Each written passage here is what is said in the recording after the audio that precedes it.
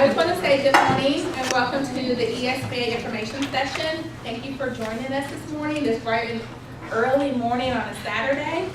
I'm Nicole Miles. I met a lot of you on the phone or emails, and I walked around trying to meet everyone. So if I haven't, I'm going to during break, and I'm going to remember everybody's name, well, at least the students' names. I've already memorized the back row, so now I just got to get to the front. So we're just going to go ahead and get started. Before we start, we do have agendas, and you should pick one up before you guys walk in. If not, Shelby, before she sits down, Taylor can get one. And inside there's also a PowerPoint of this presentation in your folder that you guys can follow. And we just ask for, if you can save all questions to the end of the each speaker's presentation, just to save some time. And I'm going to go ahead and introduce the people that are going to be speaking to you today. First, we have our Interim Dean of University College, Dr. Keisha Horner. She's going to speak. Then we're going to have Ms. Kathy Matthews, who's going to be the KSU 1101 instructor. She's also the Director of First-Year Retention Initiatives. We have Mr. Rob Burrell here. He's going to speak on the math. However, he's not going to be the math instructor. She couldn't be here today, so he's going to speak on her behalf, than I do. And we also have students. So this really will tell you that this program is a good thing, because I got students here at 7:45 in the morning on a Saturday to come speak to you. And we have Shelby Russell. She's on ESBA 2011. I always get them confused. 2011. She actually was a peer mentor in the program as well. Christina Becker. She didn't do the program, but she was our math tutor in the program for the past 2 years. She is completing her college degree next year, so she won't be able to be with us, and she might tell you about that. We have James Barnes, Brandon Barnes. He actually was an ESBA this past year, and he's going to speak. And then Taylor Theodore, and I got it right when she's going to put something in her mouth. She was an ESBA last year as well. And then I don't know if you guys saw Jessica Limsing and Tyree. They both were ESBA. Tyree was 2011 with Shelby, and then Jessica was 2012. And we're all going to speak to you on the ESBA and why we think it would benefit you. So I'm going to go ahead and turn it over to Dr. Horner, and she's going to speak to you about the history of it. Well, good morning. How is everyone? Good. We are so excited to have you on campus today, and we made sure that the weather is beautiful outside today just for you, and we're all really excited around here that spring maybe right around the corner. I am so honored to be with you this morning to talk about a really unique program in University College. University College is one of the 7 degree-granting academic colleges here at Kennesaw State, and we do a lot of the really amazing, innovative, interdisciplinary sorts of programs, and one of those is ESBA. So I want to give you just a little bit of the history of the Early Start Bridge Academy, tell you what it is not, so that will help you then to understand what it is. So we have actually had our Early Start Bridge Academy program since 2008, which means we've had students who started as ESBA students who have proudly walked across the stage at commencement. And it's always a wonderful opportunity to see those students and to recognize the great work that they've done here at the university. Now, Early Start Bridge Academy, even though it is technically a summer bridge program, it's actually quite distinct from many of the summer bridge programs that you might have heard about both in the state of Georgia and across the country. We modeled ours to some degree off of the summer bridge program at Indianapolis University, Purdue University, Indiana University, Purdue University, Indianapolis, IUPUI. I'm so happy I don't work at an institution whose name I can't even pronounce. But they have a really, really strong summer bridge program. And several years ago, 2007, then Dean of University College, Dr. Ralph Rascotti, sent a group of individuals, including Nicole, Kathy, and several of their colleagues, to IUPUI to learn a little bit about summer bridge. And as is the case most of the time in University College, they came back and said, well, we liked some of the aspects of their program, but we have even better ideas. And what they put together, we think, is the most innovative, unique bridge program in the country. So let me tell you what Early Start Bridge Academy is not. It is not a program for conditionally admitted students. You're going to see that on a number of college campuses where a university says, you know, we'd really like to have you come to our campus, but you're just not quite where we need you to be fully admitted. That is not the case at all with ESBA. We are very proud that all of our students are fully admitted students at Kennesaw State University. So there's not that added pressure of, you know, what if I get here and I learn my way around and I start to feel comfortable and I make friends, and then the university comes and says, no, sorry, you're going to have to go somewhere else and maybe you can come back. We don't do that. We want our students from day one to feel very connected with us, and of course we want them to stay and graduate. So this is not a program for conditionally admitted students. It's also not a program where it's limited to the summer semester. Many times, bridge programs are limited to 4 or 6 or 8 weeks during summer semester, June and July. So for a lot of these students, they've literally just graduated from high school, and a week later, they're in college. And while we want students to be excited about being in college, we also think maybe they need a little break. You know, a little rest, a little relaxation, a little lying around the beach maybe, reading a book just because they want to. And we also want them to do well in those first courses. And we're not quite sure that a course that's 4 or 6 or 8 weeks is really the best time frame for an incoming college student to do well. So what we've done is we've created a summer bridge program that starts in July, but the courses that you start taking in July, you're going to take July, August, September, October, December, through the full fall semester. So rather than limiting it to summer only, what we've basically done is started fall a little early and stretched it throughout. And you'll learn more about why we did it that way, what the assessment results show, and why we think that is the very best way for students to successfully get through that first credit-bearing math course. And then finally, we believe that our bridge program should focus on 2 key courses. A number of summer bridge programs can be a full load for some students. And so again, imagine you're a week out of high school, you're taking a full load of college level courses, and you've only got a condensed period of time to do that. We said no to all of those things. Instead, our bridge program focuses specifically on 2 courses. KSU 1101, which is our nationally recognized first-year seminar that teaches our students how to be successful college students. It gives them the knowledge base, the skills, and the behaviors that we know from 31 years of study on this campus help first-year students to become successful sophomores, and then juniors, and then seniors.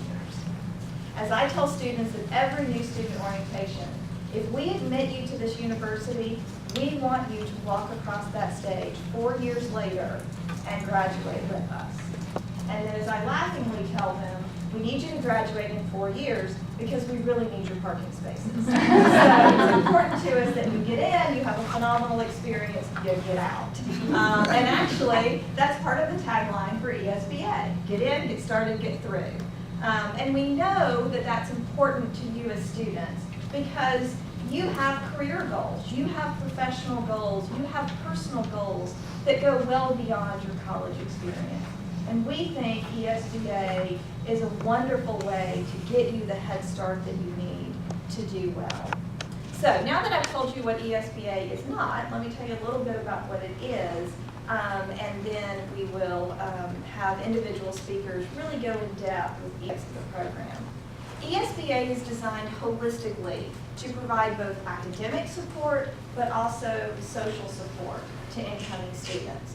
One of the things we know from decades of research is a number of first-year students leave college or leave their original campus and transfer to another campus, and their grades are fine. It's not that they're leaving because they're not doing well academically. They leave because they don't feel connected to their peers, to their advisors, to the myriad of student success professionals that are on their campus and to their faculty members. And part of ESBA is designed to make sure that that does not happen. We're thrilled to be on a campus with 25,000 students because it gives us a wonderful variety of individuals to work with and to get to know and to connect with. But we understand that for a lot of our first-year students, this is a huge transition from their high school. Even if they go to really large high schools, there's a big difference between maybe 6 or 8 buildings and the more than 30 buildings that are here at Kennesaw State. And so we want to make this wonderfully large, complex home, away from home for many of our students, small enough where they feel very comfortable on campus from day one. And the person who does that first and foremost with Early Start Bridge Academy students is Nicole. She is truly their one-stop shop. We so appreciate the work that she does, serving as almost a surrogate mom in some ways, the chief cheerleader, the person who listens and hands out Kleenexes when necessary when someone's a little homesick, the person who says, you know, I know you want to do both this and that, it's probably time to choose one, and let's get that major started, and how can I help you get to the right academic advisor. She makes sure that ESBA students stay connected to each other, so we've got cohort after cohort able to provide advice. She is really the core of Early Start Bridge Academy, and it is so fundamental for students to know there's one person on this massive campus that they can go to who knows exactly who they are, who cares deeply about their success, who takes the time, however long it takes, to listen to them, and she doesn't solve their problems, because we truly believe that all Kennesaw State students are adults and perfectly capable of solving their own problems. But she helps them to navigate where to go on this very large college campus to get there. In some ways, she's like a graduation coach. She wants to get you in, help you to feel really, really excited about being here, find ways to connect, do well academically, and she's there to watch you as you walk across the stage at commencement. We think that's a foundational part of ESBA, and it wouldn't work without Nicole and what she does for the students. And yes, parents, she's also the person you call when you need to check in, and she'll explain to you what she can and cannot share with you because of the differences between how information is shared with parents at the K through 12 level and at the high school level. And that's all I'm going to say about that. They're still our babies. I know it's hard. I really do. We're still writing the check. As I mentioned, Early Start Bridge Academy is composed of 2 core courses. We don't have students taking all kinds of different things. We have them focusing in on these 2 core courses. We have hand-selected the individuals in University College to teach those 2 courses. And as interim dean, I'm so excited that Early Start Bridge Academy actually combines faculty members from the 2 academic departments that are in our college. So this really is a college-wide initiative for us. The KSU 1101 course and the Math College Algebra course. And what you will find is that by having these students really focus in on these 2 courses initially in July, then of course in August, when fall semester officially starts for the entire campus, they'll have other courses that will be on their schedule so that they'll be full-time students. But what they've learned in that first month in those 2 core courses will really help them to be successful in all of their fall semester courses. And as I said, we have designed ESBA and made sure that every year we accurately assess how well we're doing. Are the students succeeding academically? Are they connecting socially? Are we doing all that we can to further their goals? And I'm pleased to report that we have had incredible success with this program. Now, I could talk on and on and on about this, but I know you all want to hear the details from the individuals who are actually going to be spending time with you during fall semester. So let me just give you a few highlights, and then I'm happy to answer any questions that you have. I do want to let you know that we have, as I mentioned, had graduates of ESBA. It is absolutely possible, whether you take the Compass exam and you need to have a little extra help in your first credit-bearing math course, or whether you exit out of Compass and you still are taking that first credit-bearing math course. Students come in and they graduate. So I know for some of you in this room, it's the math part of a college degree that you're most concerned about.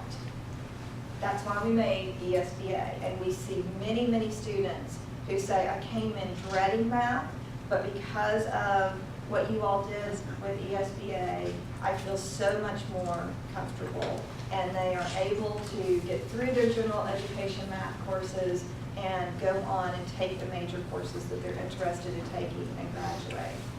Just this last fall semester, our 2013 cohort, we have 2 students who came out of fall semester with perfect 4.0 grade point averages. Wow. And in fact, one of them just last week honored Nicole at the President's 4.0 luncheon. President Dan Papp holds this incredible luncheon each spring semester for students who make a perfect grade point average in their first semester of college courses.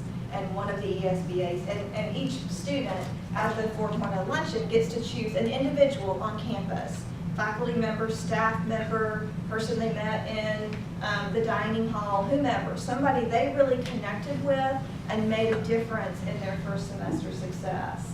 And they get to stand up in front of the president and all the deans and everyone in the room and talk about this person who made such a difference to them. So we call it the Kleenex luncheon because we put beautiful food on the table and we feel like we need to also put Kleenexes on every table. The stories are amazing, and it was particularly gratifying this year when we heard one of the ESBA students talk about Nicole and the investment that she made in her and how thankful she was. So really, really neat opportunity to know that 2 of these students who were, terrified really of math, if you want to be honest, 4.0, can't do any better than that. We also have 7 students who are going to be eligible to join our honors college at the end of their first year of college. So in a couple of weeks, in spring semester, they will be eligible for our honors college. What a wonderful testament to the work that they did as students and to the support that they received from ESBA, that they've gone from being very concerned about whether they were going to do well in college to being in our brand new honors college. And so with that, I'm happy to answer any questions that you have about ESBA, although I'll tell you the true brain trust is right here.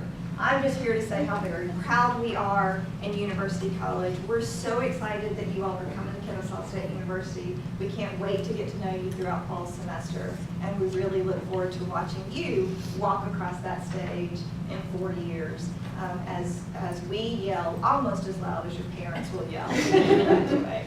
Thanks so much. Any questions I can answer for you? Yes. You said that this carries on in fall semester, so they just integrate those classes with whatever classes the child is taking for fall semester? So what happens is these are 2 of the 4 or 5 classes that will be on your student's fall semester schedule. And Nicole and Dr. Naidu and Professor Matthews are going to help those students figure out what those other 2 or 3 courses will be. And so at the end of fall semester, they will have completed 12, 13, 14, 15 credit hours, depending on what's on that schedule. You have to take at least 12 credit hours to be a full-time student. We want all our first-year students to be full-time students, so they're on track to graduate. But they will work with the students to flesh out what those other courses can be. Excuse me. Yes. The courses that they select, I know all of us are going through the orientation for first-year students. Mhm. Is that conversation going to take place before orientation when the kids actually have to sign up for courses? Yes, you work with the ESBA students prior to orientation, right? Don't they even have their schedules when they get to orientation? Yeah. One of the other great things about ESBA is that students who join ESBA are actually able to work individually with Nicole and the professors to make sure they get that fall semester schedule finalized. And they'll come to new student orientation already having that out of the way. So again, the anxiety of that day of, am I gonna get the classes I want? Am I gonna get them at good times? That sort of thing. We just take that off the table and say, come to orientation and get to know your campus. Anything else I can answer for you? Yes. If you already applied, when do you find out if you've been accepted to ESBA? Nicole? And I'm actually gonna talk about that because I'm going to present, but some other parents have already asked me. We are saying the first full week of April, we'll start looking at the applications. Yeah, we changed our spring break for the first time this year to make it line up with Cobb County Schools' spring break. And so all the people who are in Cobb County Schools are really excited about that. It is a true sea change for us at the university because our spring break forever and ever has been the first full week of March. And now we're going into that first week of April, March 31st. And so we're all sort of trying to change our schedules because, you know, half the campus and all the students won't be here that week. And so everything's sort of shifted down a little bit. So that's why we're having to stop and think of the first full week of April. That's the not spring break week. So. Sure. Well, I'm going to turn the program over to Professor Kathy Matthews, who has been teaching KSU 1101 for many, many years, does a phenomenal job, and was the first person we asked to teach in the ESBA program, to teach KSU 1101 in the ESBA program. She's going to walk you through the particulars of the course and answer any questions that you have, and I'm happy to chat with you at break as well. Thank you all so much, and again, welcome to Kennesaw State. That's my job to help them what they're supposed to do in the classrooms and on the college campus. And we were talking earlier about my being so old. But I know, she's very kind, thank you, Dr. Hunter, that I know things that some people will know. So instead of my walking them through, how many of you are familiar with the expression, let your fingers do the walking? Do you all see that it's everybody over 20? So I also would like you to help me to teach you, because we offer the KSU 1101, it's a seminar, and in a seminar, it's not a lecture.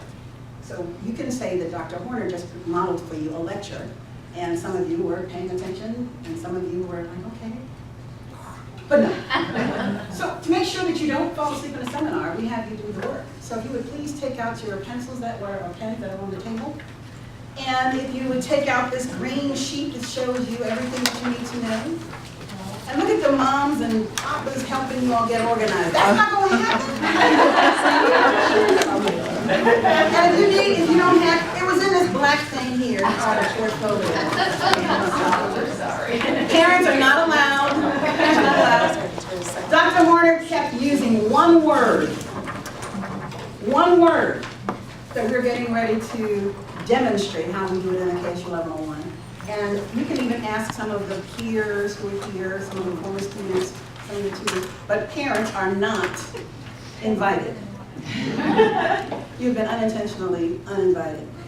Dr. Horner will have something for you to do. But does everyone have a pen? Everyone's a student? Okay, so what was the one thing she kept talking about? Being what? It starts with a C. Can you say it again? Connected. Be connected. Be connected. Who answered that? Oh.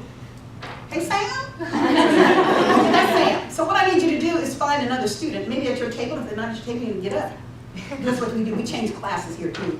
And I know that when you see it on the schedule, you're going to wonder, how much time will I have to get between that building and the other building? Well, you'll have enough time. Everyone manages it. So what I need you to do, if you're not sitting with another student, I need you to get connected with somebody who's going to be a student at Kennesaw. So move. I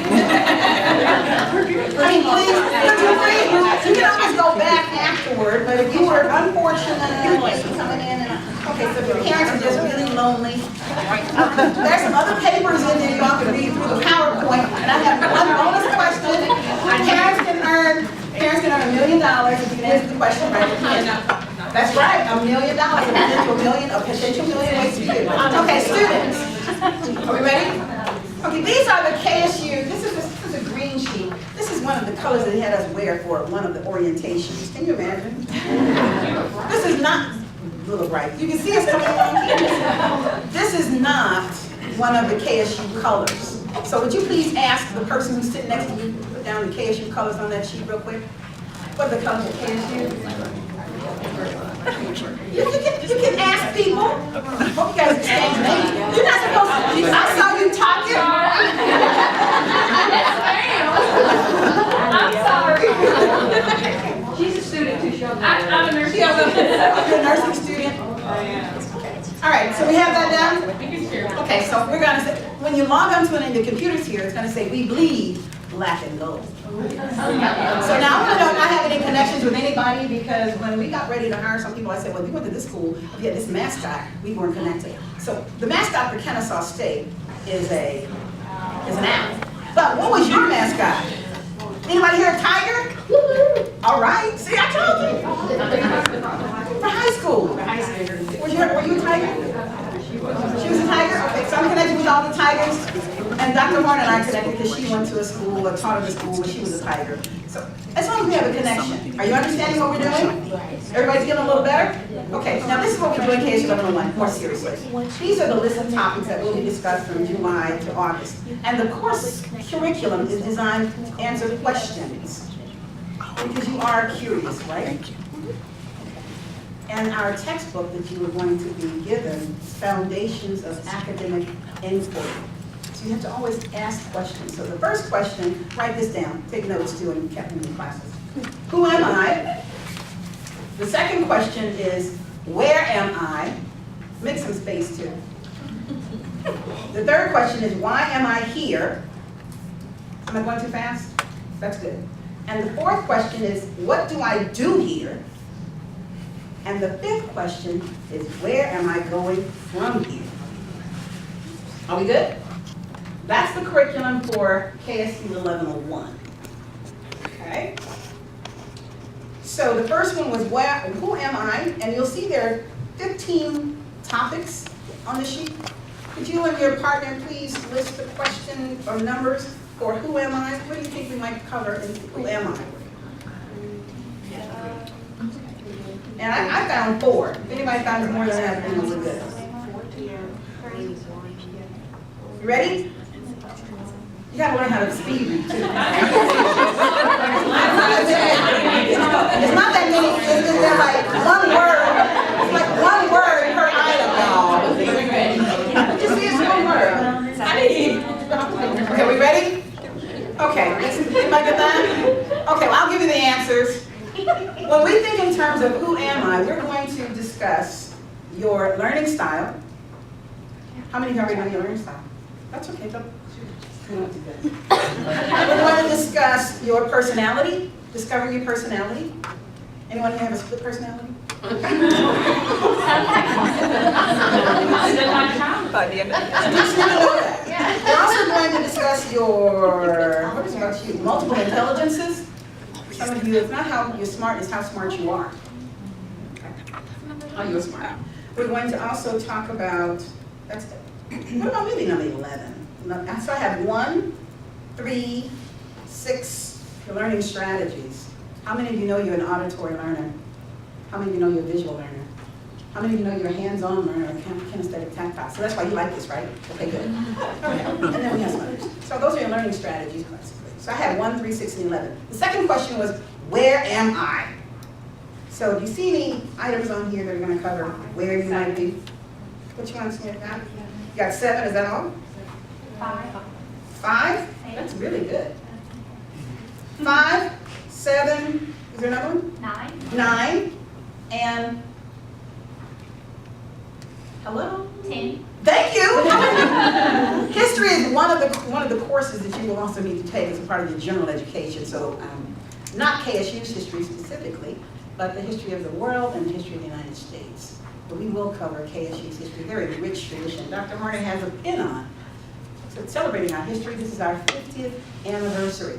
So, since you all are going to be doing math, what year did we start?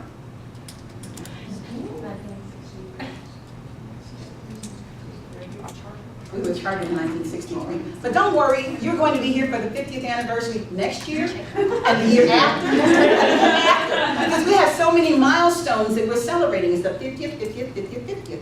And one of those is going to be the year that I turn 50 again.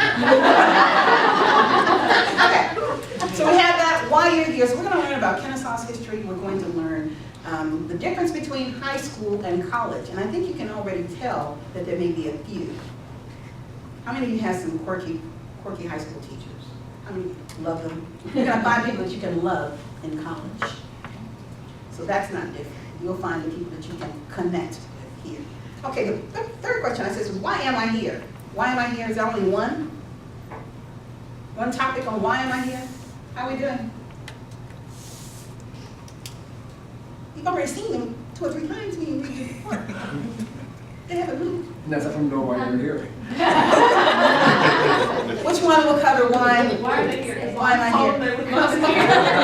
How many of you are going to be here because your parents told you to be here? That would be the M word. Try number 4. It doesn't matter. It's just saying. It's number 4? What is it? Sam? What's number 4? Motivation? Yeah, we'll talk about intrinsic and extrinsic motivation. Then we're going to answer the question, what do I do here? How many of you are wondering, what are you going to do in college? Well, I know what you think you're going to do. What are you going to do? So we're hoping that you're going to, anybody have anything we're going to do while you're here? Number 2, we have online learning. You're going to learn that there are different formats for instruction. We can deliver the course in a hybrid format. We can deliver the courses purely online. And some of you will be in our lecture on campus, on site, the brick and mortar courses. Okay, and what's your preference? Anything else? What do I do here? Number 15, time management. Yes, indeed. How many of you think you got to sleep all day? That's not going to happen. How many courses would you need to take in order to be full-time? Dr. Warner said it. 4. And how many hours is each course? 3. Typically 3. We have some 2-hour courses, we also have some 1-hour courses. Anything else about what you're going to do while you're here? How about stress management? College can be stressful. And we'll tell you what you can do, where you can go to help manage that. And then we don't have where am I going from here as a part of the summer, but we always begin with the end in mind. One of my colleagues, Dick Rover, is retiring, and he was our resident Covey expert. And we will talk about the 7 habits of highly effective people. All of you are highly effective students. I want to thank you for sharing this experience with me. My name again was Kathy Matthews. And the question for your parents, since they had a chance to look at the PowerPoint handout, while I was talking to you, I'm pictured in here twice.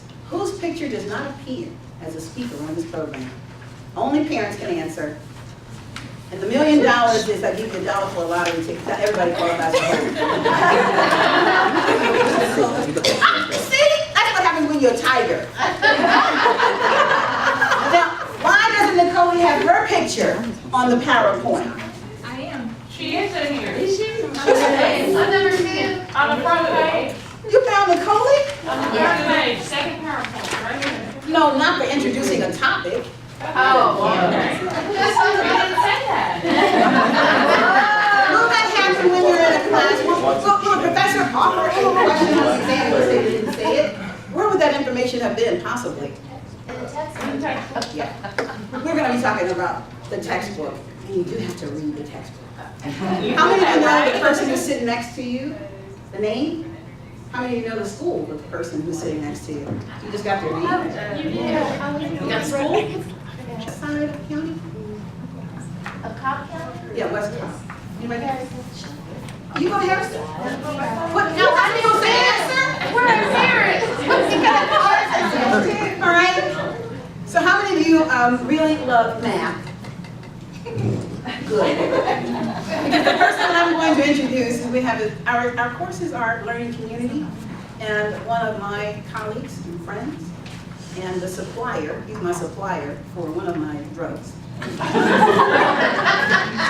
My Girl Scout cookie habit. His daughter Chelsea is actually the person who wheels my stuff. But, Mr. Rob Perrell is going to talk with you about the Math 11 courses. You can sit where you are, and then after the break, you can go back to your home base. Good? Thanks. Give yourselves a hand. You all together? Of you, when Kathy was saying, "Who am I?" started singing the song in your head, "Who am I?"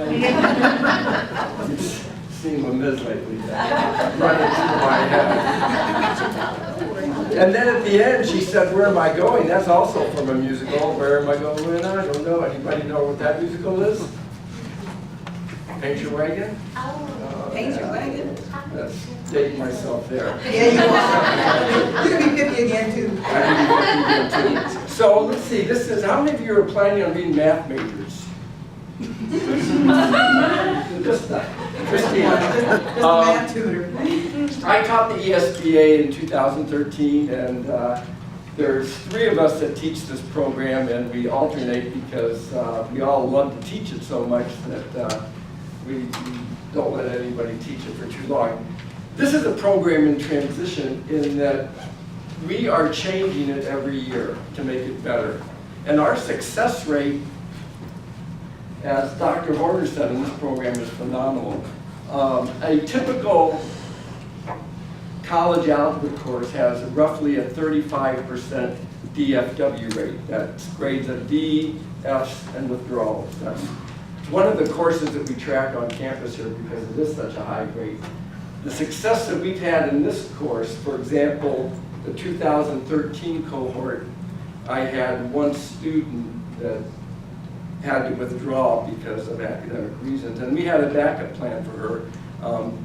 We put her in some learning support classes, and she is currently being very successful right now. So we basically have a 95% success rate with students in this program. Now, there's 2 groups of people in here. Some of you took the compass or will take the compass and didn't make the minimum score required to get into regular academic classes. Those are learning support students. And then there's another group that is taking the compass that passed it but didn't really do outstanding on it, so you feel like you're struggling in math.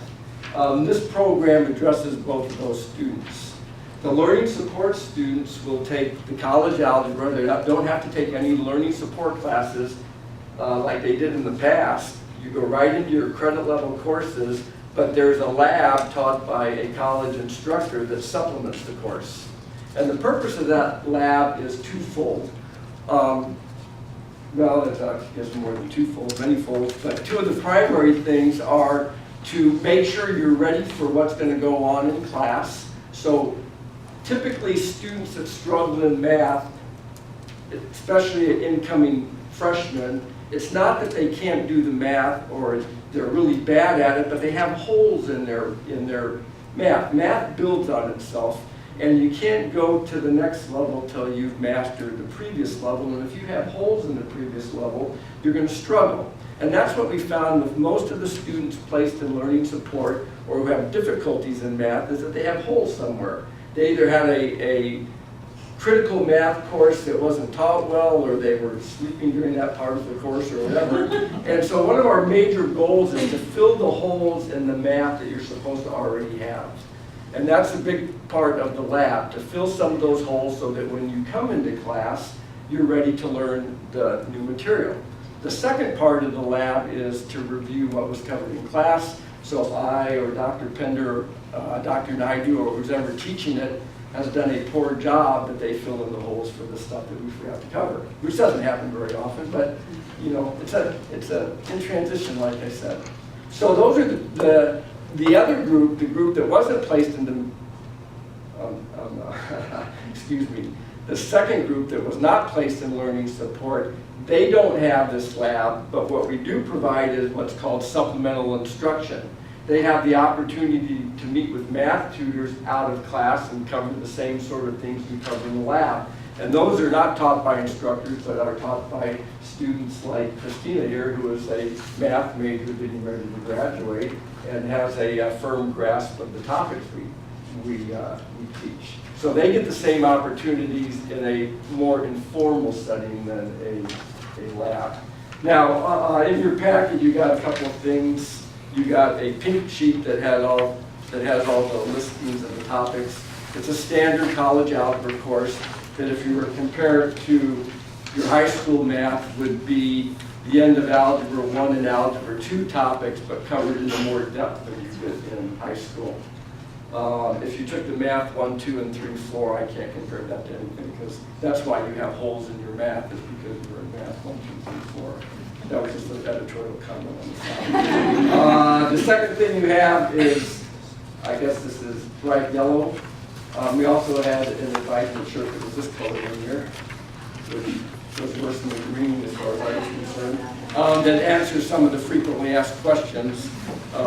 There is on topic number 4 and 5 a brief description of what the math course and the labs are. Let's see, what else? Now, students that are in learning support have to pass the college algebra course with a C in order to fulfill their learning support requirements. We have this 4 weeks where we've extended the course, which is really the key to our success. At the end of this 4 weeks, when the regular semester starts, if we find that you are so deep in the hole that you can't recover, which has only happened once, then the option for you would be to withdraw from the Math 1111 and sign up for a learning support course so that you're not wasting your time. The learning support courses go into the topics that students have difficulties with much more deeply and concisely, and it's a better environment for filling the holes if you really, really struggle. Typically speaking, we don't have that problem, but every now and then we have a student that is really struggling, so we don't just let them struggle and fail. We have a backup plan to make them successful if they are in that category. Then at the end of the semester, if you find you haven't made a C in Math 1111, you can still fulfill your learning support requirement by taking the Compass Exit exam. And if you pass the Compass Exit exam, which by the way is the same course that put you in this program, then you can move on to your other courses. So nobody flounders. Nicole tracks them, we track them, make sure that everybody's going to be successful, and the results have been that everybody's successful. If you find yourself struggling in the lab and the lecture isn't enough, you can get help from the tutors outside of the class. There's office hours with the instructor. There's all sorts of help out there that will make you successful in math. And actually, at the beginning of my little talk here, I did ask who was going to be a math major. We have had 2 or 3 students that have come out of this program that have decided they like math so much that they become math majors and are very successful. And typically speaking, if I ask how many of you like math at this point of the year, I don't get very many yeses. It's up to the faculty and our help. But at the end of the semester, it's surprising how many people come up to me and say, this was a really good experience. I've been afraid of math. I'm not anymore. It's really not that bad. And they enjoy it. It's a fun time. And you're in a group of people that have the same anxieties as you do, so you can share those anxieties and find out that you're not the only one that struggles in math. You're not the only one that doesn't like it. And we can sort of change those attitudes a little bit. Because you are going to have to take at least 2 credit math level courses here, the college algebra, and most students take statistics also, or if you're in the sciences, you may take some other math course. And we have found that our students that enter this and exit this program are very successful in their subsequent math courses also. So it's not just getting through this program, it's looking at the next classes that you have to take and how's the success rate in those. And those have been way up there also. So, any questions?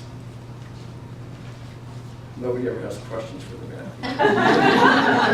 Yes? Say your daughter is doing well in math. Is this a program that she really needs to be in? Yeah, question. This program is designed for students who typically struggle in math.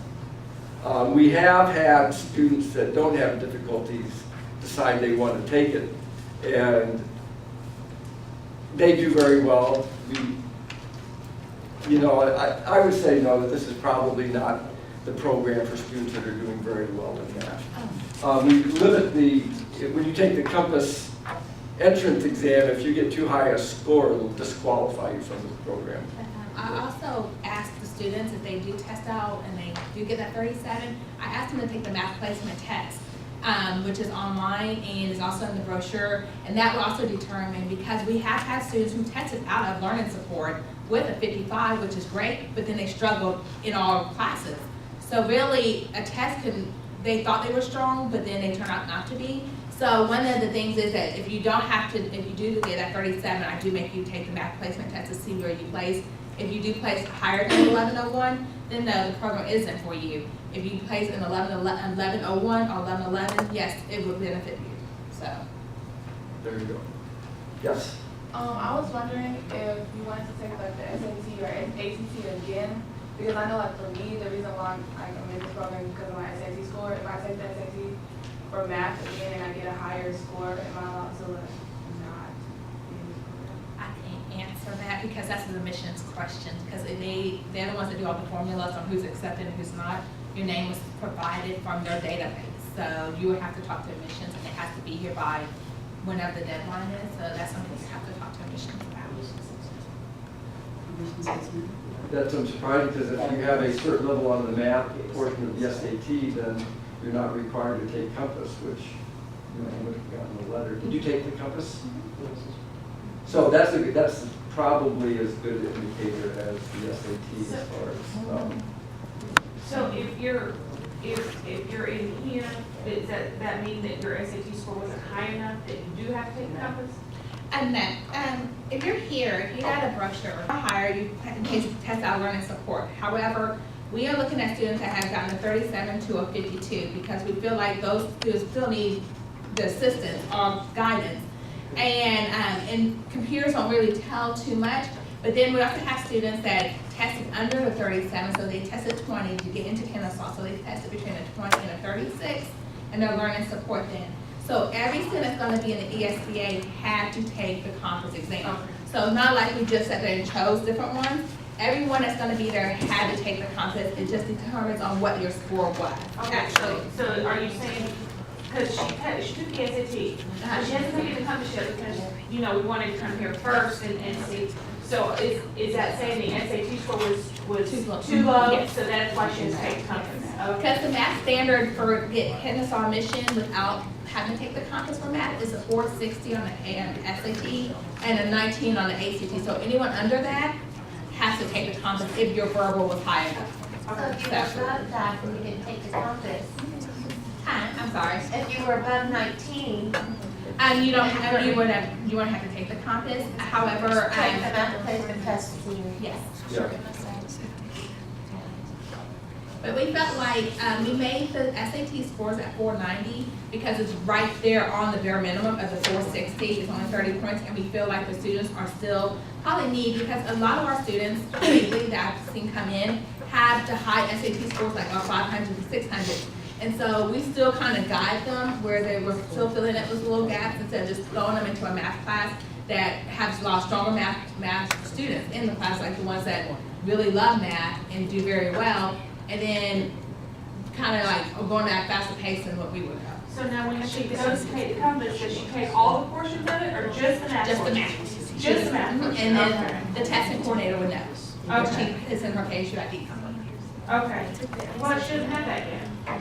It's on your admissions when you got the letter that says Compass required, they give you a net ID and they give you a KSUID Oh, number. okay. I'm sorry. I You're don't fine. emails. You're fine. So, and the Compass is an interesting test. The SAT and the SAT measure quantitative reasoning ability. They don't necessarily measure specific math skills. The Compass is a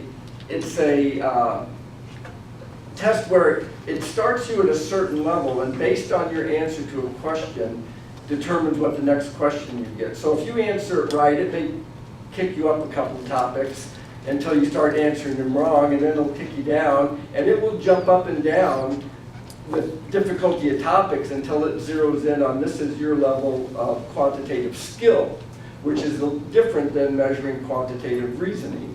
So it's measuring your actual mathematical skill. And as your level of being successful in a math course is a better indicator than the SAT. So that's why if you've got the marginal SAT or ACT scores, they're making you take the compass, because it's sort of fine tuning where you're at. It's not so broad as the SAT. The compass is starting you at basically an intermediate algebra level as far as the question goes, and it pinpoints fairly quickly what your skill level is. Now, it will not find the holes in your overall math knowledge, and that's where this program comes in. Yes? So this math class will ensure that you are on track with your math class along with the other freshmen at Kansas? This class will assist you. We can't ensure that you will do it. It's, it's up to you whether you learn the material or not. That reminds me of something else about Kathy's presentation. And when she was asking you to write this stuff down, and she asked, am I going too fast? And I could see a good dozen of you going like this, and nobody spoke up and said, yes, you're going too fast. And that's sort of key in college, because unlike high school where the instructors are responsible for your learning, and if you don't learn, they got to do 1,000 different things to make sure you learn, in college, you're responsible for your own learning. And the instructors are here to enable that, assist. But if you don't speak up that when you don't understand something, or the instructor is going too fast or whatever, you're going to be left behind. Many of your classes will have 40, 50 people in them, and there's no way the instructor can know what each student knows. So you're going to have to get into being responsible for your own learning, and when things aren't going well, speak up. Because I assure you that if you speak up, there's going to be 5 or 6 other people in that room that are glad you spoke up. Or maybe 20 people, or in some cases the whole class, you never know. So, you're responsible for your own learning, and we're here to make sure that you take as big advantage of that as you possibly can. And we've been pretty successful in that, but you still have to do it yourself. There's my soapbox. Any other questions? Yes. About compass exam. You said no matter where you take the compass exam, if you have your Kestrel student ID, it will know. Okay. If you take it off site, not here, you have to contact our director of testing just to coordinate the plan so she can pull this back. I think you have to pay. If you take off site, you have to pay to have it sent. It depends on what school, because one school amount is $50 to have it sent. So you just have to coordinate with the director of testing, and then she makes sure she pulls the scores and everything like that. Okay, and now we have Ms. Stafford. Oh, change the picture. There I am. My name is Natalie Ruckert, and I'm one of the assistant directors here in the Department of Residence Life at Kennesaw State. And I'm using my phone just for my notes. I promise I'm not being rude and engaging with you. If you guys want to go ahead and take out the blue sheet that's in your folder, that is kind of all the information that you need to know about living on campus in terms of the ESBA program.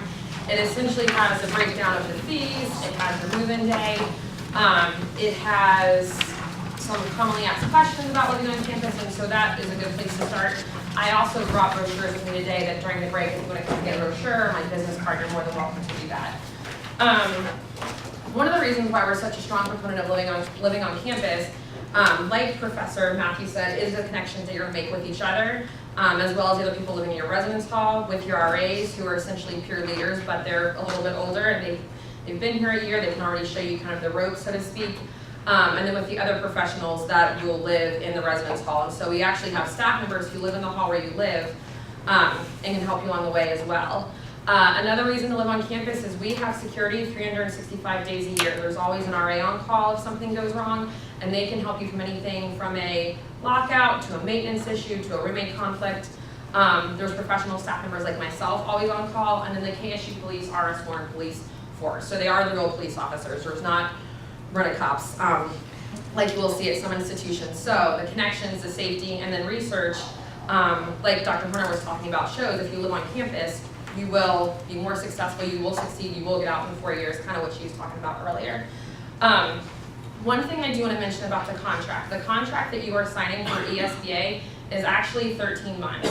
And the reason for that is you're buying that July to August contract that most students never see because they're coming in August to July. So you're buying July to August, and then you're signing an additional contract that goes from August to July. With the ESB program, since people come in every year, what we are hoping is there will be enough ESBA students the next year and they will buy the July to August contract from you. And so essentially your students will be living in the residence halls from July to July, if that makes sense. And so that's why you'll be paying, your first rent is due on July 1st, you guys will be moving in the 12th, and there are equal installments, and so sometimes the question is, well, if I don't move into the 12th, why am I paying the full month? It's because we've just divided it up equally. Another thing to mention about the contract is you are on contract with the KSU Foundation, so their name is KSU LLC, or Housing LLC for short, and you're not on contract with the university. So if you do have questions about your contract, things of that nature, you will have to discuss those issues with KSU Housing or our foundation, not necessarily the university. How to sign up for your room. Nicole has communicated with you guys how to sign up. She'll give the Department of Residence Life your list. You will then go into our brand new housing database called StarRes.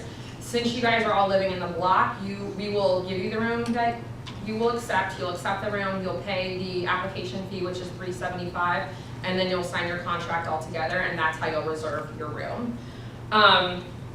What to expect on move-in day, we will give you all a set time that you guys can move in, and typically it's 9 to 11, 9 to 12. We break things up, and so we ask that you come at the hour that we give you, and then you'll have the whole day to move in.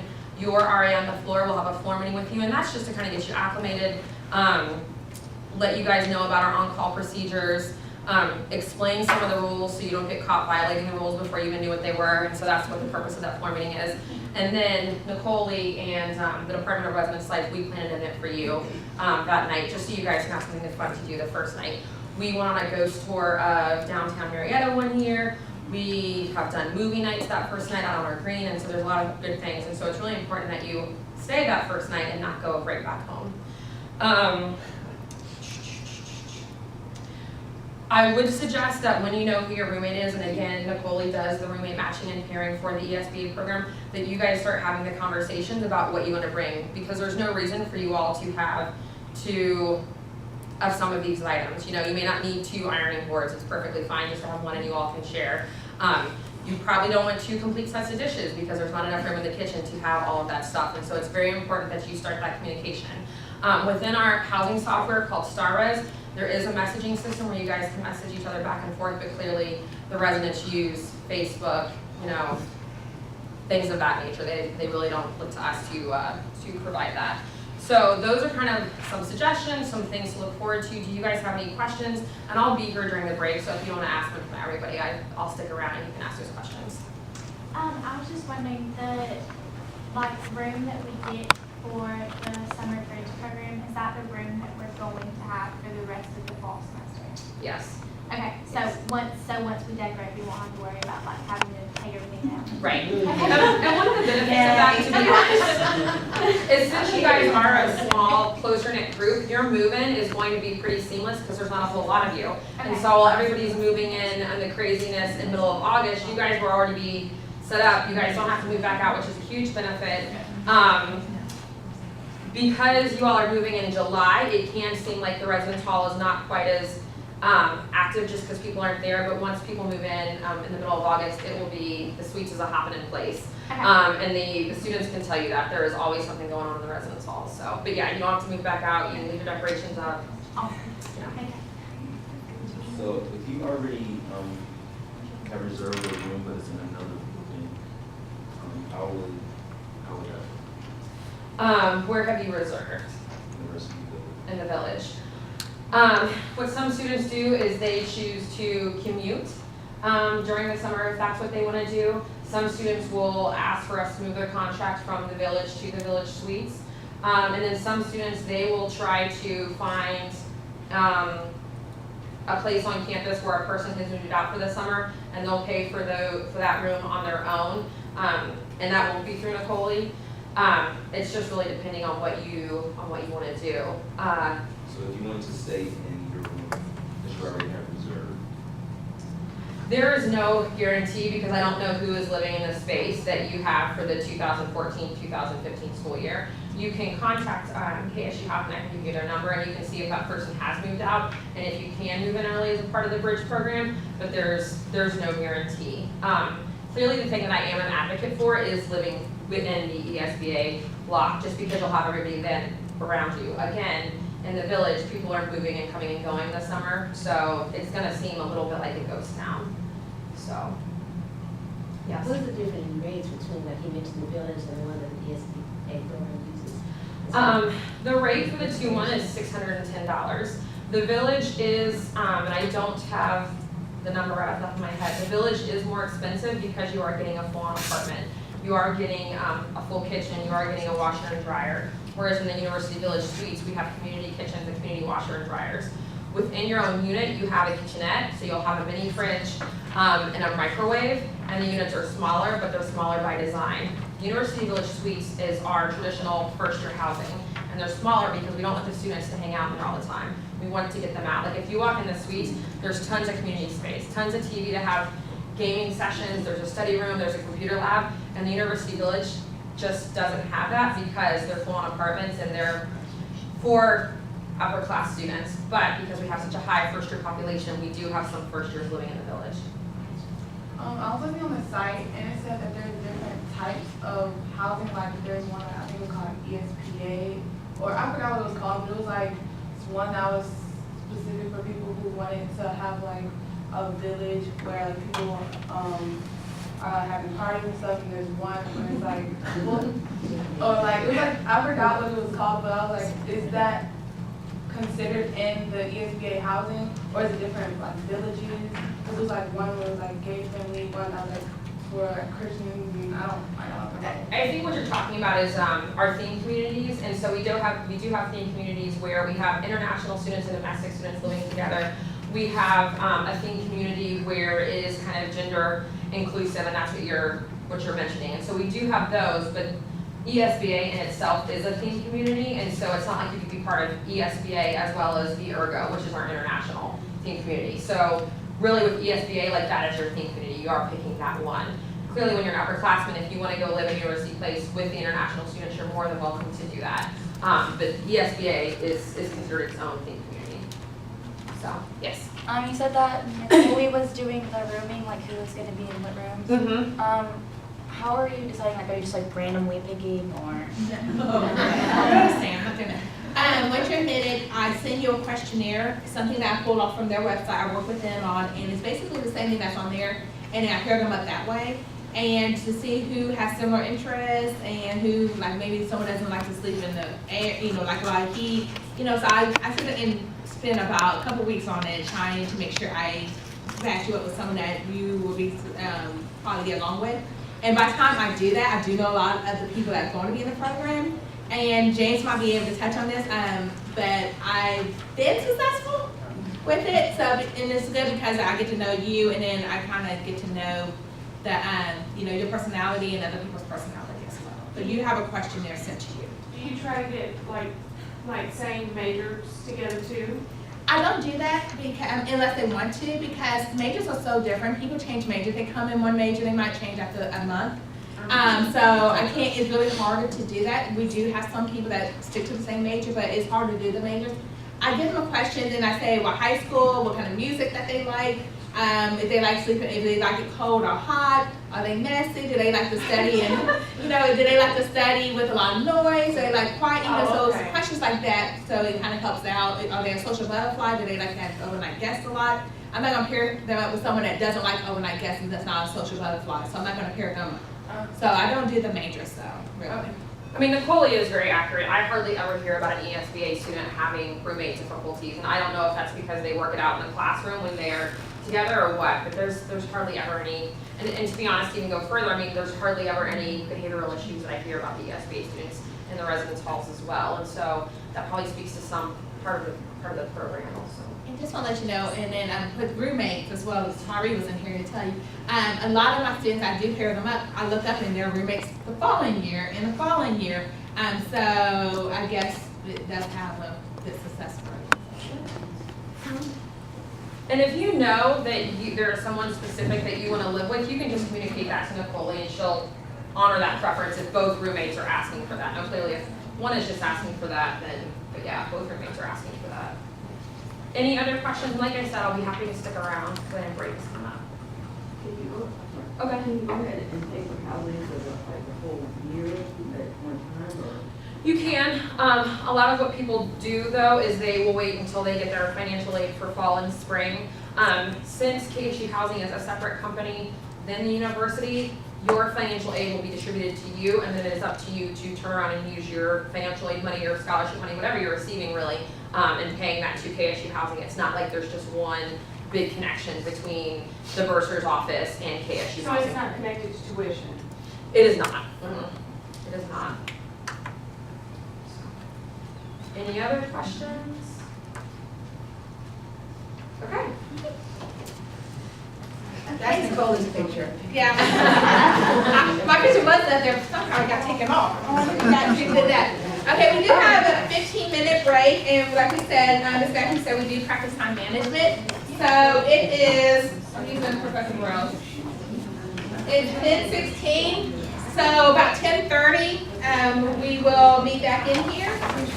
10:31 to be exact. We'll meet back in here, and we'll start on the questions from the students and everything else. So thank you. If you have any questions,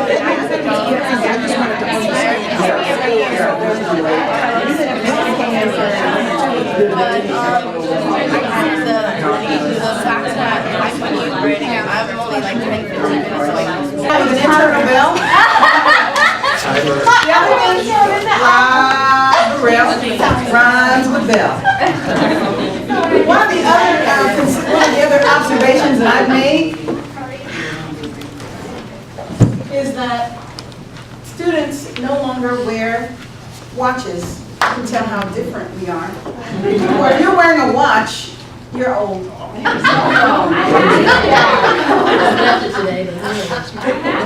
So be careful. I'm not wearing mine so I can fit in. But I am wearing something for a very special person, so ask me about that later. Am I not up first? I'm going to introduce the peers, mentors, and tutors. And we'll talk a little bit about it, but I think you'll get more out of what happens in this part of our program if we hear it from our students. And we have, you want to come up? Introduce yourself. Hi, I'm Shelby Russell. I was in ESBA 2011. I'm currently a junior early childhood education major. I guess the best thing about ESBA is getting connected with everybody and being able to form the groups like study groups and being able to hang out with friends and to have people that are going through the exact same thing that you're going through. Like if I hadn't have come to the ESBA, I would have been completely lost. I don't know if you've noticed, but it's kind of easy to get lost around here when you don't know where you're going. So coming in with ESBA, you have 4 weeks to be used to the campus. There's not really a lot of people here, so you know where the social science building is, you know where the English building is. So when the first day of classes comes around, you look like a pro when all the other first-year students are crowded around the maps, and they have maps printed on here, and they're walking this way, and you can tell it's their first day. So it helps you to become comfortable with the campus, and it really, really helped me to become a stronger person in math.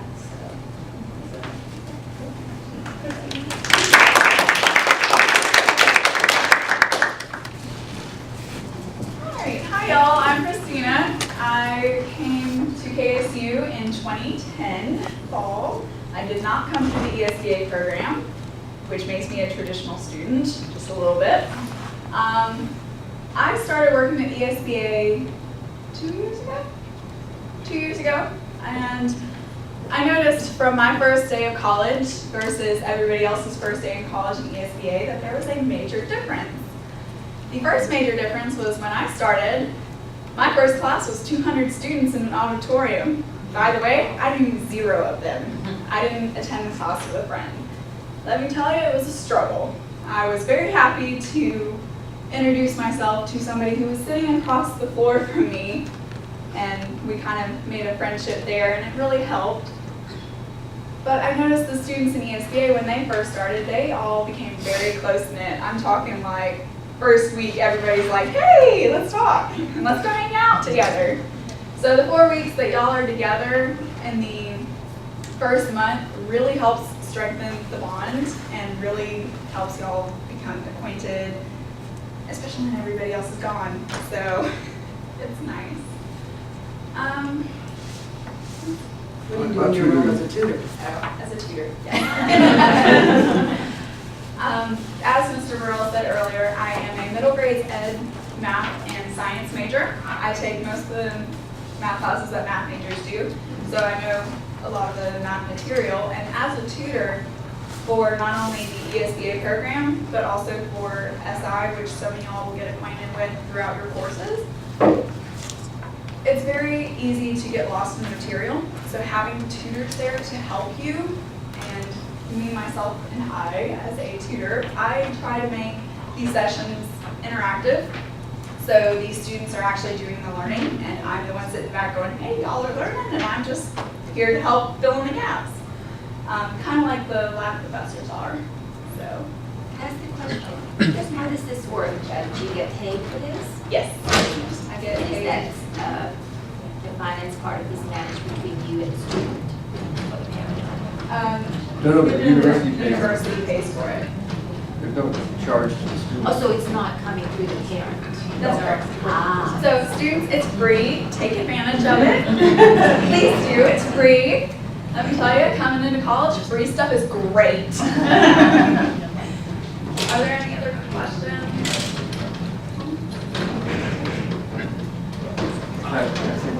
Sure. As far as the free tutoring goes, we also have a math lab on campus, which is just drop-in tutoring for anybody taking any math courses, and that's free also. Well, paid for by your tuition and fees. But yeah, all the math tutoring is free, whether you drop in the math lab or use the SI instructors or whatever. Yes, so that was kind of my question. I was going to ask. So I know you're going to be in our classes and stuff, but will you be like on call? Oh, I'm doing the math or something or another. Can you help me?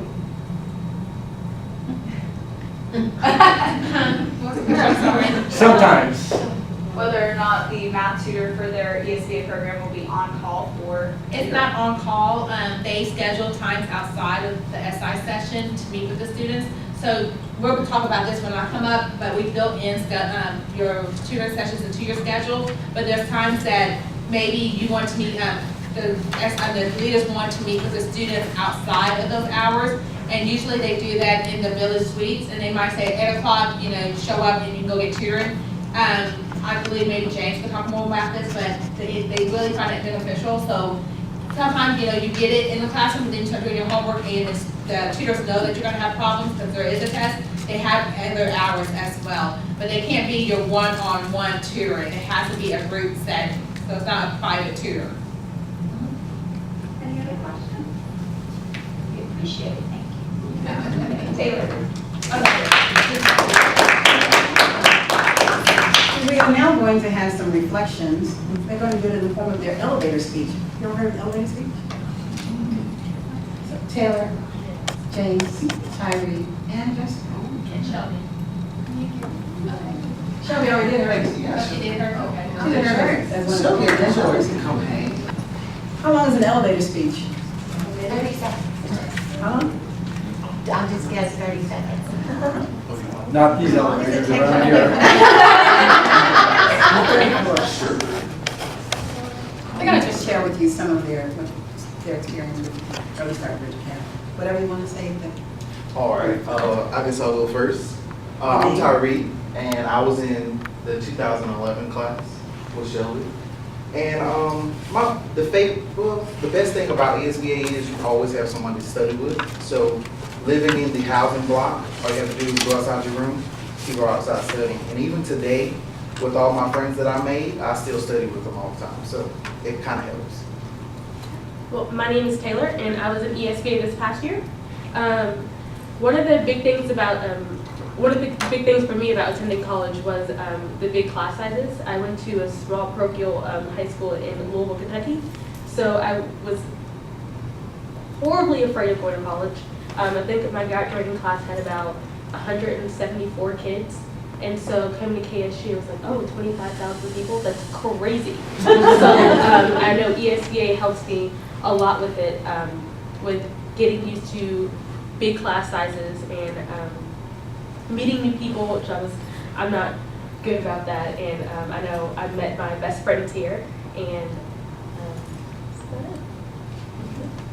I'm Jessica. I was in ESBA 2012, and it was a great experience. I don't regret it one bit, even though I had to give up my summer. I loved it.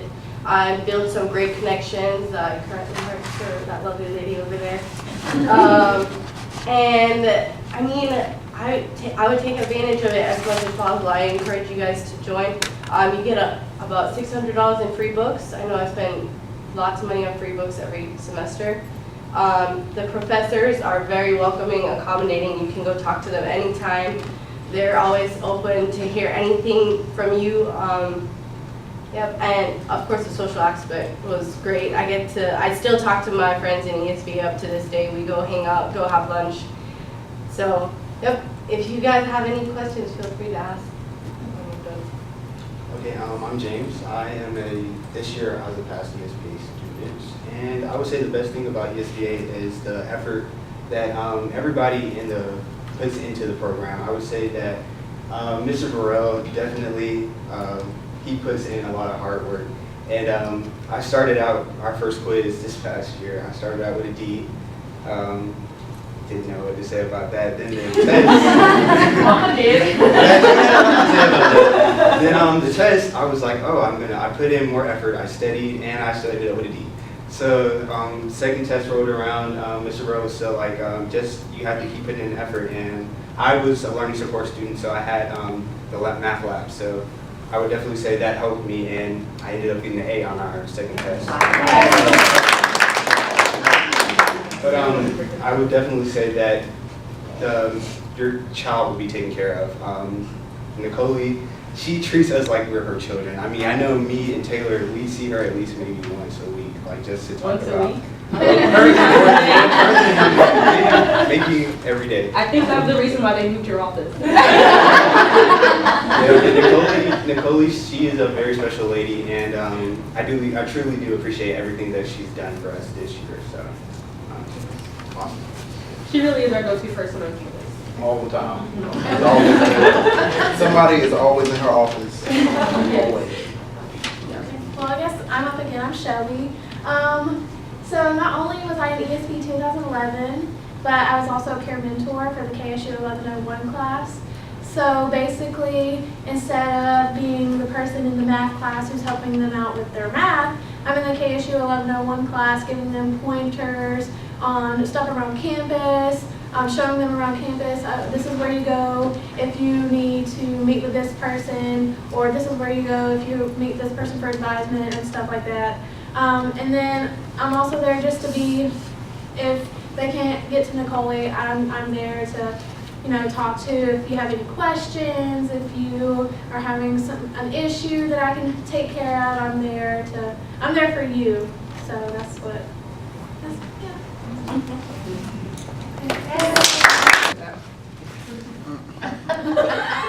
That's my picture. Okay, so we're actually going to go into the meat of the program. So I am going to use Mr. Burrell's information here. So one thing I want to say, thank you for the students.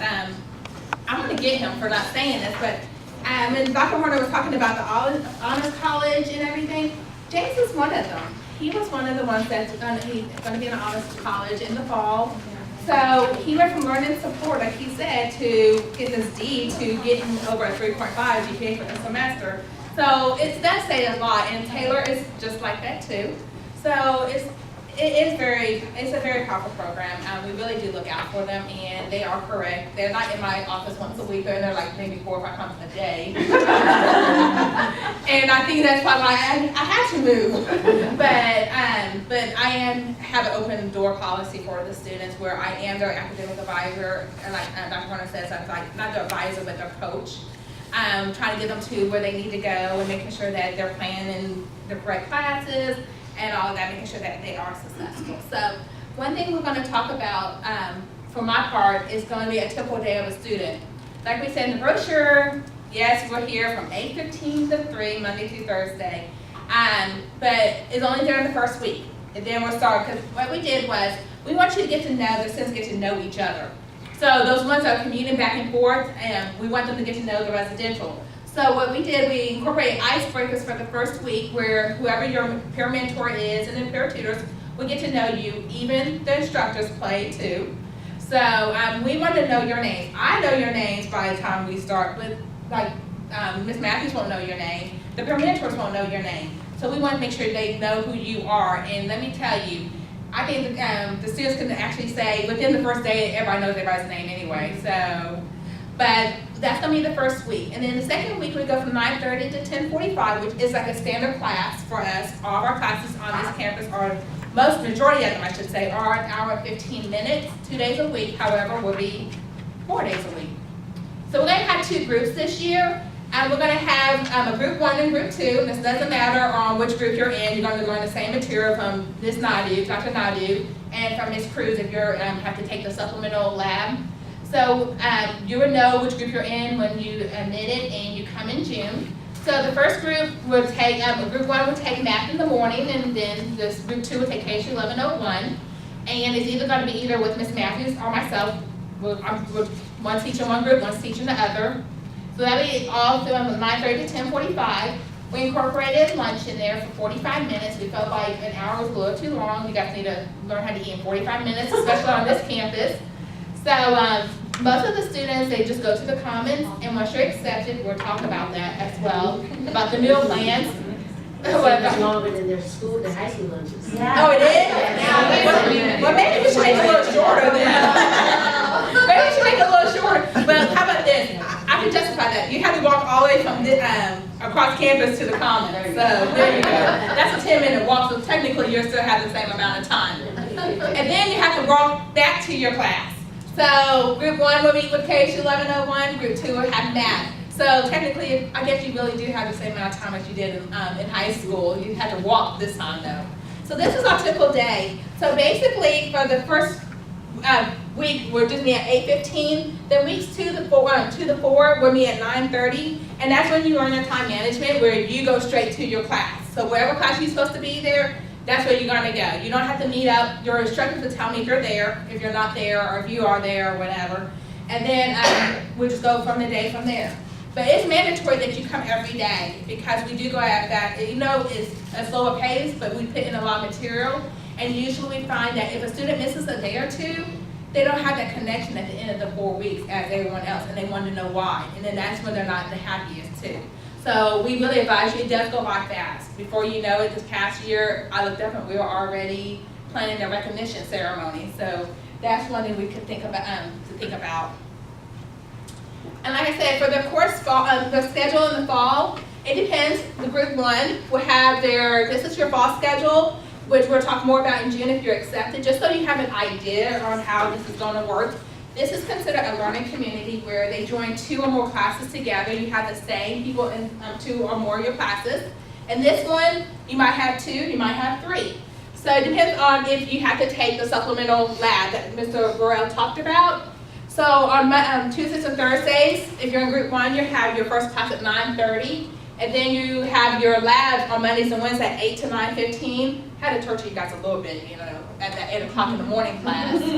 And this is only for those that tested into learning support, and you would know who you are in June. If you're not in learning support, you just have to worry about this portion of your schedule. This will not even be on your schedule. And then your KSU 1101 class will be on Tuesdays and Thursdays from 12:30 to 1:45.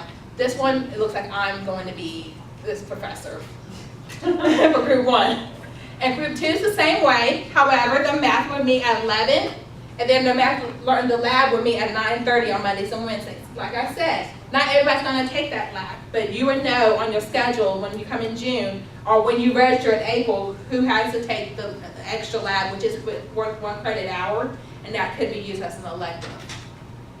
And also, when the fall begins, another thing is that since we're going to sit there and talk about a lot of topics that we're to discuss in KH 1101, we will only meet on Tuesdays, but we have one Thursday a month we meet, because we've already done half of the semester in the summer. So we don't need to see you at all, the whole time, 2 days a week.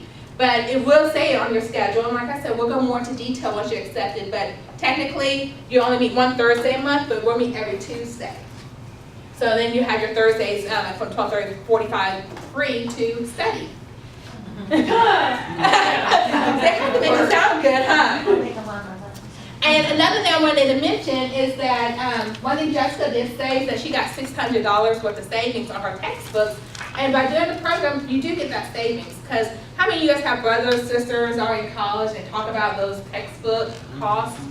So we are going to loan you, we're not giving you, we're going to loan you the textbooks for math in KH 1101 and the calculators, which I have, which I need a bit of white. So we're going to loan you your TI 83. We're going to loan you your KSU textbook and your math textbook, and along with a My Math Lab code. All of this together is about $600 that we are saving you, the parent. I shouldn't even say the student, the parent, money, where you have to turn it in at the end of the semester, but this is kind of gives you a benefit since we start so early. Not all the books are in, so we felt like we had to give you something for starting early, so we are loaning you the textbooks and the calculators for the semester. You don't turn them in to me until December. You get them on the first day of the program, and then you're turning them back in December. And so some important dates that you have to keep in mind. Some of you have applied already, some of you haven't. April the 19th falls on a Saturday. I just kept it this way because I just figured these days stick in my mind for the past few years, so I'm just gonna stick it to the 19th. April the 19th is an application deadline, the first deadline. And some of you asked me about when we'll find out. Even though the deadline's on the 19th, I'm gonna start, the committee will start reviewing the applications to see who we feel like who would benefit from this program. And we do look at your compass exam score, your standardized test score, and your statement, because like Mr. Burrell said, if you tested too high, or your math placement test says you placed in math 1113 or 1190, we don't think this program is going to be right for you. We feel like that's very great, you're very successful in math, and we found out when you pick someone that's over qualified for the program, it kind of affects the students that really need the program. So we want to make sure we do get the success of those students, because those are the students that really need it, and we want to make sure that we give those people the opportunity. So this is going to be the deadline. That's what we're going to look at. May the 10th would be your final deadline. So if we still have any slots left, then we will continue looking at the applications. And June the 12th is our kickoff. And that's mandatory for our parents and students to come, and that's when we go to the policies, procedures. You see a layout of your schedule, even though you're going to come for advising night, which I'll talk about in a second. And that's from 7 to 9:30. If you're not going to be here, just let me know, and then we'll work something out. And that's also if you're going to be a residential student, that's when you're going to meet your roommate if you haven't already done so. And June the 13th is our new student orientation. How many of you guys already signed up for the new student orientation already? You guys are ahead of the game. So June the 13th is our new student orientation. If you have already done the register for our new student orientation that's not on this date, just let me know if you're accepted. That's another reason why I want to let people know ahead of time. This will make it easier for our orientation office because of the fact that our students come in, they've already got their schedules, they've already know the Gen Ed requirements because we discussed it the night before, but there's a lot of other information that the new student orientation will tell you, but at the end of the day, that's when they start talking about your scheduling and everything like that. Our students already done it, so they can go at the end, I think around 2 o'clock, they can leave. So we kind of like to keep our students together. So if you are able to go to June 13th and you have registered for another one, please let me know when you have, when you get accepted to the program so I can let orientation know. It just makes their life a little easier, it makes my life a little easier, where they don't try to figure out why isn't this person registered for classes. This way they have all the ESBA students together, they know that they're gonna leave. And then that's also for the parents. And July the 14th is the first day of the ESBA, where in June we'll talk about what day we'll meet and where we'll meet. And the first day we actually meet at 8 o'clock. That's just so you can get your books and get settled in and everything like that, because I don't get the books prior. Because I feel like if I do, you're not gonna open them anyway, so we might as well just wait till the first day. So, and then August the 6th is the last day. If you can tell, if anyone has a calendar, August the 6th is actually on a Wednesday. So I had to do some compromises. So really, we're not here for 4 weeks. We're here for 3.5 weeks. So we're still gonna be able to do all the material in 3.5 weeks. The reason why we did this is because the following week, we have to be on campus for faculty and staff, and we kind of want a little break with that transition as well. And you guys still have about 2.5 weeks off before the fall semester. So we were in on a Wednesday, and then we have a celebration of completion, and none of the students actually talked about this. But this is where half of your midterms comes from. We give you 2 midterms. We give you something that you learn in the first 4 weeks as far as team building, compromising, communication, leadership styles. And you guys, the students put this together themselves. We don't do anything. They invite the parents, they do the whole program themselves with the help of the peer mentor. The only thing I do is reserve the room and order the food. Last year they did, what did you guys call it last year? I think it was like movie themed. Like a movie theater, like a mystery movie or something like that. It was really interesting. And then the year before that they had Mardi Gras, and then they've had the red carpet affair. So the students come up with this idea themselves. They sit there and execute everything. So everything you see is part of their grade, but then they do all of it. And that's just showing their completion, saying thank you, and they want to recognize, and that's that Bridget component of it, showing that they transitioned to the college life. And so, like I said about the textbooks, we will provide them with the math textbooks, the Mind Math Lab Code, the calculator, the KSU textbook, and a common reader. I didn't have it because I don't have a copy of it yet. And this is $600 worth of material that's being loaned to the student, which really, like I said, even if you're getting Hope, you probably only get $150, and that barely pays for one book now. So this is a good opportunity trying to get the students here. And the application is actually online. This is just, I didn't bring any with me because now we make you do a statement. So on your PowerPoint, there is the web page, and also on the brochure, there's a web page to go to, and you can apply online to actually apply if you haven't and submit your statement. And then if you have taken the Compass, put your Compass score. If you tested 37 or below, above, if you take the math exam, which is also located in your brochure, then that can kind of help us determine on if this program is good for you. So with that said, my contact information is also on the last page. And we are going to have a YouTube channel and a Facebook page. So please keep looking for that, because it does give a lot of information as well. Just in case, and this, we are videotaping this. I think I forgot to tell you guys. So, if there's anything that you want that you probably didn't catch, it is going to be on our website. I don't know when, but it will be there with this whole presentation. So you can go back and review it as well. Or if you know someone that is interested in doing the program, got the invitation, can't come, but they can see the whole information session on our website. So with that said, I just want to open it up to any kind of questions that you may have of me or anybody else that you probably didn't get to a chance to talk to, because that concludes our presentation. And let me just say thank you for coming on behalf of the ESBA team. I just want to say thank you for being up this early in the morning to come up here and spend the morning with us. We've had a lot of interesting questions. I was very impressed with the questions and the student interaction, so thank you so much. Thank you. Questions. So Sam, go ahead. Class KSU 1101, is that a credit for that? It is a credit. It's 3 credit classes. All first year students have to take the course, so no matter what, if they do the program, all first year students. So it is 3 credits, and it can count as their elective. That's an elective. Go ahead, Sam.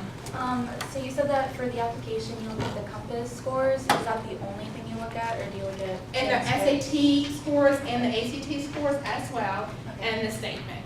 Okay. So, and then if you have to take the math test, we'll look at that. Okay. You said when we're admitted to this program, we're considered a student at KSU. Does that mean we can use the dining facility as well as the student rec center? That's a good question. Yes, you will be able to. That's another thing that you don't have to pay for parking either. And as long as you have your ID, in which you would get when you come to orientation, you can use the facilities on this campus. You can go work out in the gym beforehand. you can go to the comments, which if you're accepted, we'll talk about in June. In June, the meal plan is optional, so I'll have a handout saying how much, because even though the program is no additional cost to you, as long as you pay the fall tuition, you're responsible for, if you move onto campus early, you're responsible for those fees and the meal plan. So, because the meal plan, you can go to your dorms, or they have a schedule on how much the meal plans will be. And in June, I will let you know how much those are. And it is cheaper to stay on campus than going off campus and trying to get all that traffic. But those are the two fees that you're associated with with the program for the summer.